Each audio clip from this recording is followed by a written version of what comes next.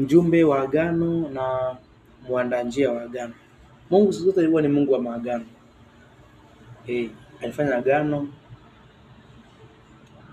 na wazazi wetu, akafanya agano akagharikisha dunia, akafanya agano na Adamu akalivunja, akafanya agano na wana wa Israeli wakavunja maagano.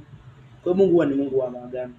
Sasa agano tunalo sasa hivi ni agano kupitia Bwana Yesu, ambayo ndio agano la ujio wa kwanza wa Bwana Yesu na agano litakalokuja mpaka ujio wa pili wa nani? Wa Bwana Yesu.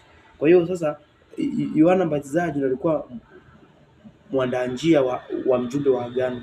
Bwana Yesu alikuwa nini? Ndio mhusika mkuu wa nini? Wa ile agano jipya.